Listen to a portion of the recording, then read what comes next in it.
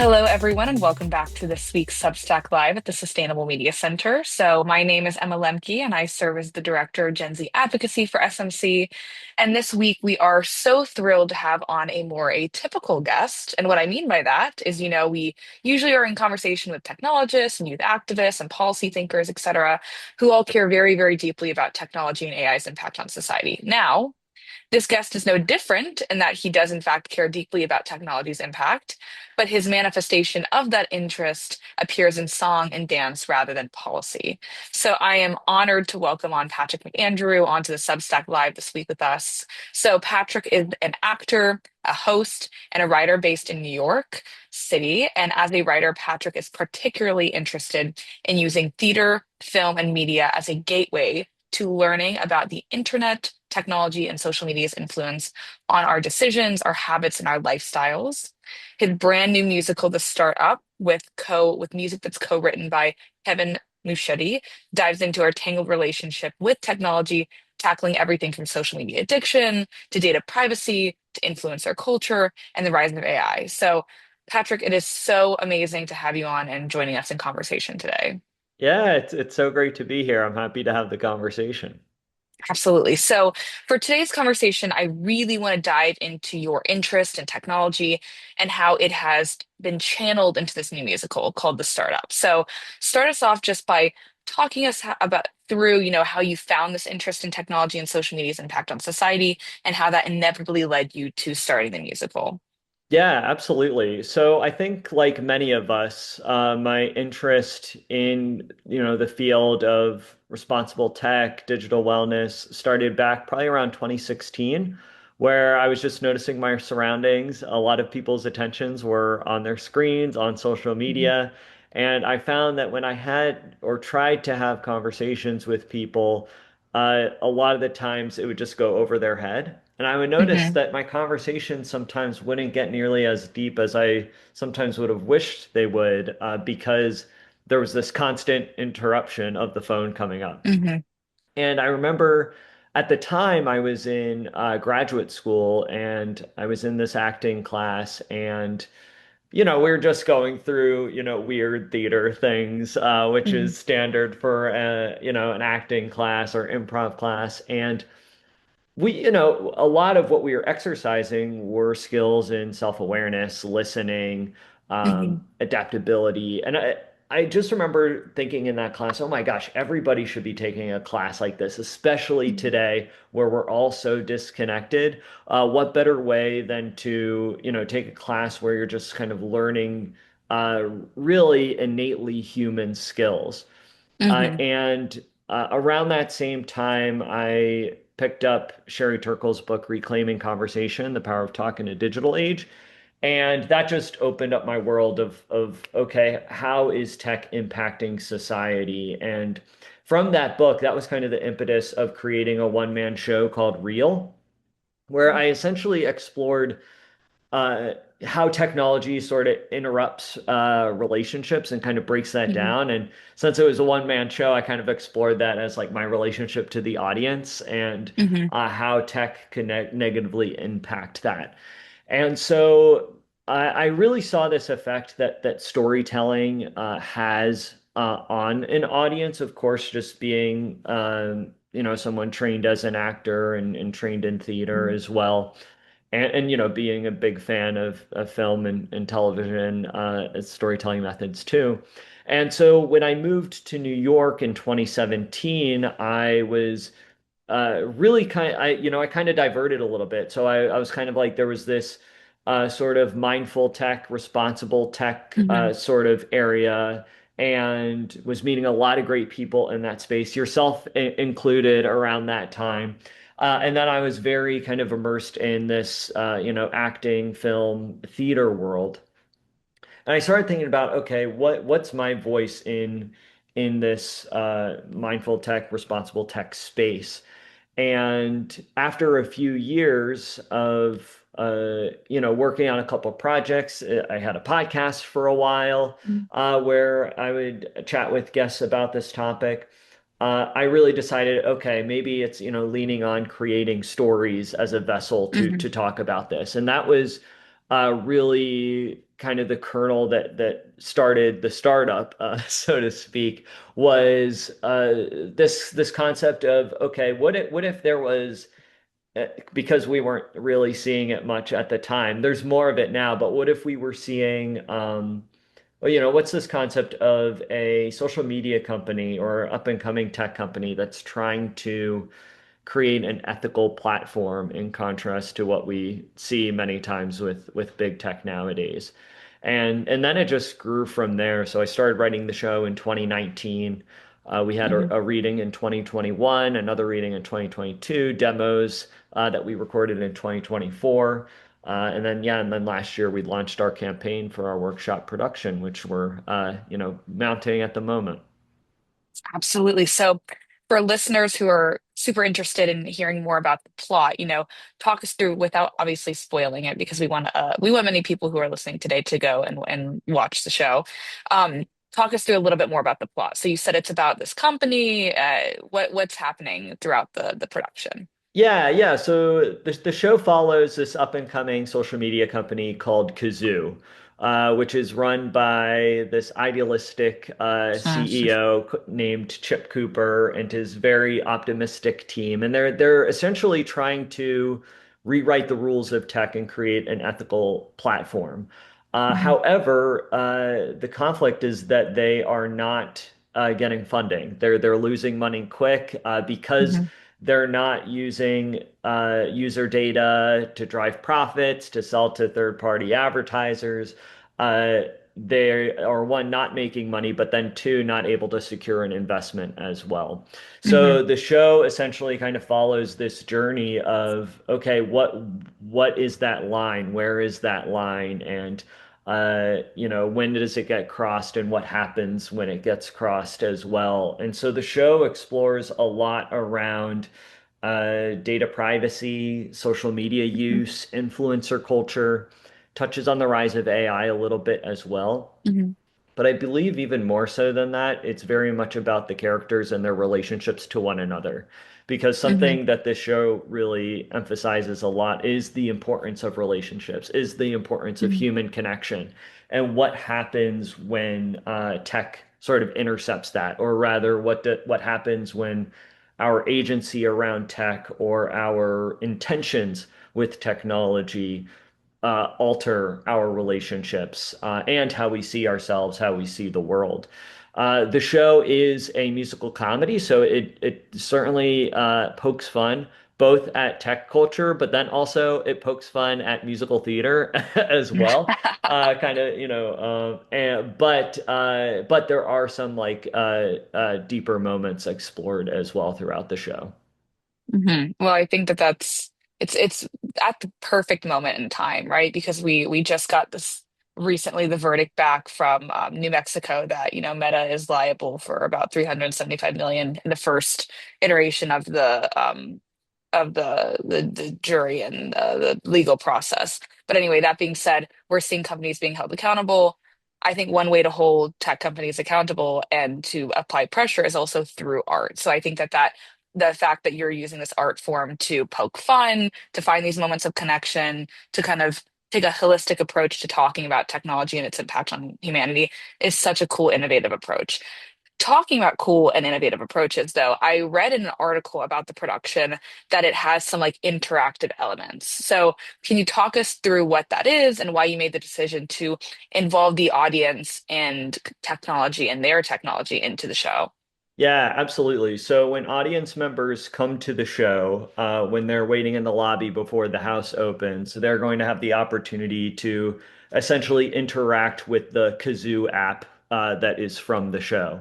What that essentially entails is them taking pictures of themselves and then being transformed into a specific look. Kazoo is this digital fashion social media company. Mhm. So you could take a photo of yourself and you could turn into like a knight in shining armor, or you could be, wearing something from the Regency era or something like Mhm. that. And this decision, we're partnering with an organization called Outsnapped, Mhm. who is creating this, Kazoo app for us. And essentially, the idea is kind of twofold in that we want audiences to feel like part of the team at Kazoo. Hmm. We want them to come into the audience and feel like they are at the startup, so to speak.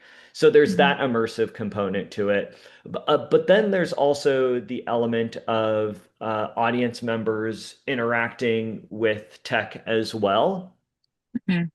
firsthand as soon as they enter the theater. And as the show progresses, we want to kind of play with that idea of, okay, what does it mean as an audience member to interact with technology, and be able to be in the audience and understand kind of like, oh, this is the app that they're using, this is the app that they're Hmm. talking about. I mean, it's very, basic for the show, but it's just kind of a fun immersive component that it's kind of its own commentary in addition to the show on, Hmm. uh, and getting kind of the audience immersed in that sort of capacity. So Hmm. yeah, I'm not sure we haven't done anything like this for like our past readings or anything like that. So I'll be interested to hear what audience members think. Absolutely. So my next question is a little more kind of theoretical, because I think that oftentimes, we talk about what is the best conductive medium for expression. And, I've been in the musical theater world for a long time. People usually separate it into, song, dance, theater, acting. And, obviously musicals are beautiful because it blends all of that together. So can you talk us through how you found that music, acting, and dance, the musical form, has been a particularly conductive medium for talking about technology and its impact? How have you found that it's precipitated this larger conversation that you're wanting to catalyze? Yeah, that's a very, very great question. What I really believe about the power of theater is that it's so viscerally human in that Hmm. you're going to see live performers in a Hmm. space and you're physically in a room with somebody or with an audience. You're there experiencing the show with people around you. And the people performing are in the room with you as well. So Hmm. there's just an innately human quality to that. Um, and I think that beyond acting, song and dance just has a way, I think, of reaching us in a different capacity as Hmm. well. It resonates with us, I think, in a different way. That's not to say that because I've written plays on this topic as well. And Hmm. originally I was considering making the startup just a, standalone play.